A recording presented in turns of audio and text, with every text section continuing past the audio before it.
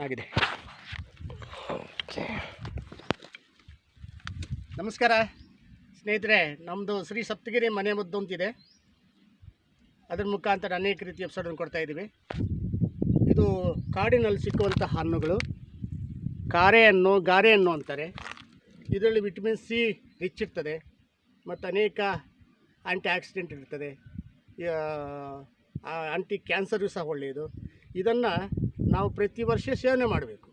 Certain ಅಷ್ಟೇ ಸೇವನೆ ಮಾಡಿದಾಗ ಆ ಒಂದು ಇದರಲ್ಲಿರುವಂಥ ರಾಸಾಯನಿಕ ನಮ್ಮ ದೇಹಕ್ಕೆ ಹೋದಾಗ ಅನೇಕ ರೀತಿಯ ಕಾಯಿಲೆಗಳು ನಮ್ಮನ್ನು ಮುಟ್ಟಲ್ಲ. ಆದರೆ ನಮಗೆ ಆ ಒಂದು ರೆಸಿಸ್ಟೆಂಟ್ ಪವರ್ ರೋಗ ನಿರೋಧಕ ಶಕ್ತಿ ಜಾಸ್ತಿ ಆಗುತ್ತೆ.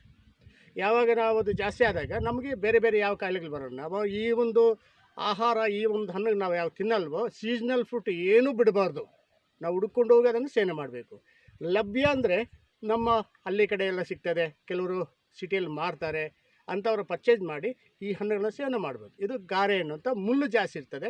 ಯಾವುದು ಮುಳ್ಳು ಇರ್ತದೋ ಅದರಲ್ಲಿ ಅನೇಕ ರಾಸಾಯನಿಕ ಜಾಸ್ತಿ ಇರ್ತದೆ. ಅಂಥವನ್ನು ನಾವು ಸೇವನೆ ಮಾಡೋದ್ರಿಂದ ನಮಗೆ ಈ ರೆಸಿಸ್ಟೆಂಟ್ ಪವರ್ ಜಾಸ್ತಿ ಆಗುತ್ತೆ.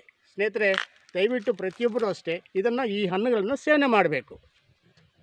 ಹುಡುಕಿನೋ ಅಥವಾ ಎಲ್ಲಿ ಸಿಗುತ್ತೋ, ಎಲ್ಲಿ ಇದು ಮಾಡ್ತದೋ ಅದು ನೋಡಿಕೊಂಡು ನೀವು ಇದನ್ನು ಸೇವನೆ ಮಾಡ್ತಾ ಬಂದೆ. ವರ್ಷದಲ್ಲಿ ಎಲ್ಲ ಕಡೆ ಸಿಗ್ತದೆ. ಇದು ಎಲ್ಲ ಜಮೀನಲ್ಲಿ ಆರಿಂದಲ್ಲಿ ಎಲ್ಲ ಕಡೆ ಸಿಗ್ತದೆ ಇದು.